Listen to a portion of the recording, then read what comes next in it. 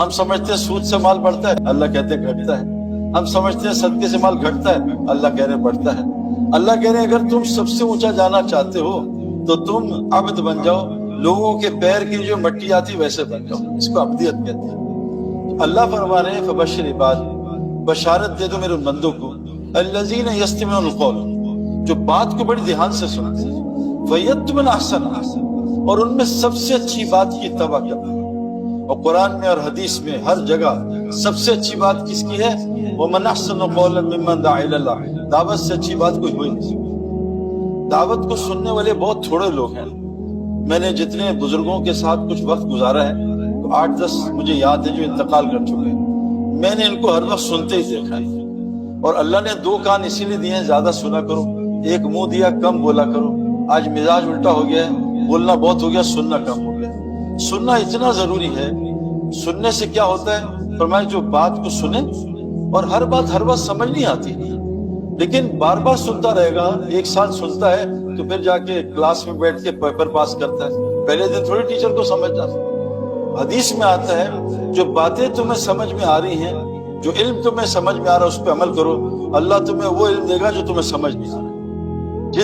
جو رستے تمہیں سمجھ آ رہے ہیں ان رستوں پہ چلو، اللہ تم پہ وہ رستے کھولے تمہیں سمجھ نہیں آ رہے۔ تو اللہ قرآن میں فرماتے ہیں جو دھیان سے بات سنتا ہے، اور یہ یاد رکھنا میرے دوستو، سننے والے بڑی خیر پہ ہیں۔ اللہ فرماتے ہیں وَلَوْ عَلِمَ اللَّهُ فِيهِمْ خَيْرًا لَأَسْمَعَهُمْ، جن میں اللہ خیر دیکھتا ہے بس ان کو اپنی بات سناتا ہے، ورنہ نماز سن کے لوگ چلے جاتے ہیں۔ جن میں اللہ خیر دیکھتا ہے اس کو صرف اپنی بات سناتے ہیں۔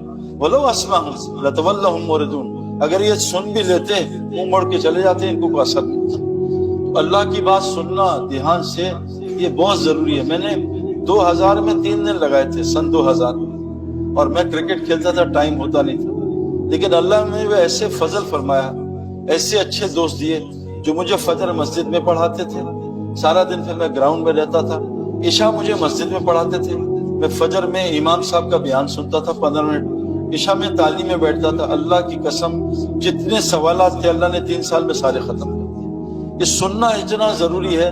اور قرآن میں آپ جہاں بھی گمراہ لوگوں کی بات دیکھیں گے نا، ان کی ایک ہی وجہ ہوگی جو میں نے پڑھی ہے، جو سنی ہے علماء سے، یہ سنتے نہیں تھے۔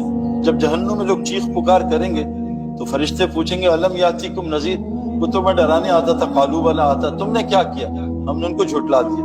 پھر وہ چیخیں ان کو کہیں گے وقالوا لو کنا نسمع ونعقل ما کنا فی اصحاب السعیر، کاش ہم دنیا میں اللہ کی بات سن لیتے، کاش ہم بیٹھ جاتے۔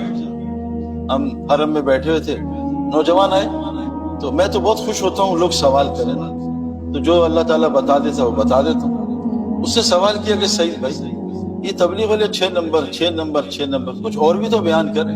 میں کہا پہلی بات تو یہ اللہ قرآن میں کہتے ہیں جو پہلا نمبر ہے نا اللہ کی تعریف، سارے سمندر کی سیاہی بنا لو اور سارے درختوں کا قلم بنا لو، اور آدم علیہ السلام سے لے کر بغیر اس سے پہلے جنات بھی لے لو، سب کو ملا لو، پہلا نمبر ہی ختم نہیں ہوگا، تم نے 6 نمبر ختم کرنے۔ دوسری چیز میں نے اس سے کہا کہ تمہیں قاری کون سا اچھا لگتا ہے؟ اسے مجھے سدیس بہت اچھا لگتا ہے۔ میں کبھی سدیس عشاء پڑھائے گا، اس سے کہنا شیخ سدیس میں 20 سال سے آ رہا ہوں تمہیں سننے، تم ہر نماز میں سورہ فاتحہ سناتے ہو، اس کو بدلتے کیوں نہیں ہو؟ کبھی جنید جمشید کی نعت سنا دو، کبھی کچھ اور سنا، ایک ہی سورہ فاتحہ، ایک ہی رکوع میں وہی تسبیح، ایک ہی سجدہ میں وہی، ایک ہی بیٹھ کے جلسے میں اتحیات۔ یہ دعوت کا کام جو ہے نا یدعون الی الخیر، یہ سب سے پہلا کام ہے جس سے آگے کام صحیح ہو۔ لیکن دعوت کا مسئلہ یہ ہے کہ دعوت میں ایک ہی بات کی جاتی ہے، 2 نہیں کی جاتی۔ پانی ایک ہی برسایا جاتا ہے، پانی زمین کو کوئی نئی چیز نہیں، آج زیتون ڈال دو، کل مینگو کا جوس ڈال دو، ایسا نہیں ہے۔ ایک ہی پانی سے آم بھی نکلے گا، ایک ہی پانی سے کریلا بھی نکلے گا، اور ایک ہی پانی۔ میرے دوستو دعوت کی مثال بارش کی طرح ہوتی ہے، لیکن دعوت سننے والے لوگ بہت تھوڑے ہوتے ہیں۔ کہ دعوت ایسا عجیب کام ہے، یا تو یہ بڑی ہدایت دیتا ہے یا گمراہ کر دیتا ہے۔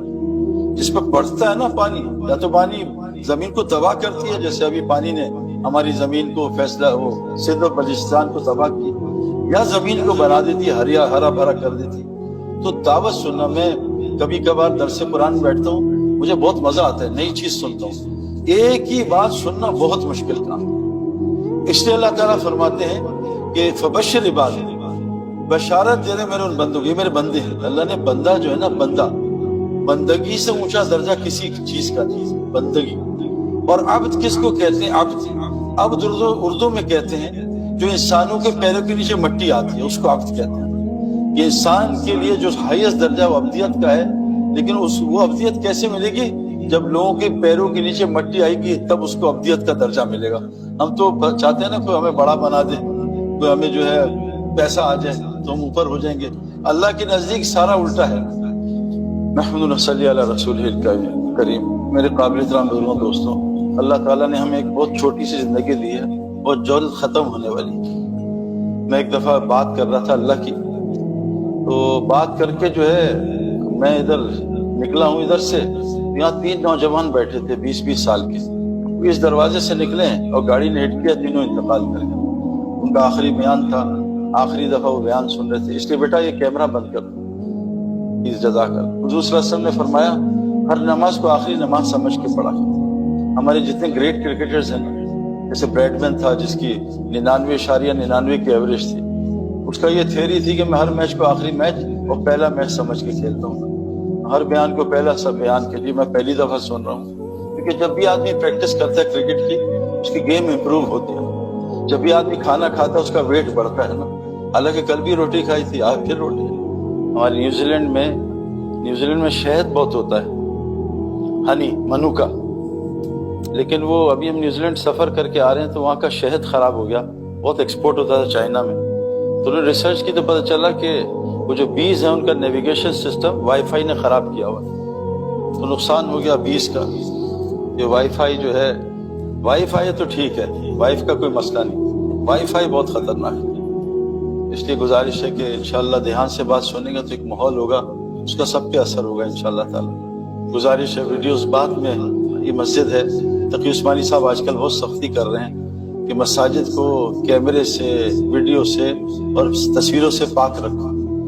اور عرب کے علماء جو ہیں، میں کبھی عمرے پہ جاتا ہوں تو سب سے پہلے تراویح میں جو ہے اس کیمرے کی اور ویڈیو کی تصویر کی بہت زیادہ مخالف ہوتے ہیں. دین تو عربوں کے پاس ہے، دین تو عربوں پہ اترا ہے، قرآن عربوں پہ اترا ہے، مکہ عربوں کا ہے. تو میں تو عرب علماء سے بہت انٹریکشن ہے. گزارش ہے انشاءاللہ تعالی ہم انشاءاللہ سنت طریقے سے نماز پڑھنی ہے، اپنی نہیں پڑھنی. کوئی مجھے کہہ رہا تھا یار یہ طواف میں اتنی مشقت ہوتی ہے، ہمیں کھڑا کر دیں کعبے کو گھما دیں 7 دفعہ تو طواف ہو جائے گا. تو ہم نے اپنی نہیں، ہم نے ہر عمل کو سنت پہ لانا انشاءاللہ. Like Imam Saad said, if anybody who does not understand Urdu, please come to the room, the kids room in the back, the glass door room, and there will be a translation in English for the brothers who don't understand Urdu, inshallah. Jazakallah khair.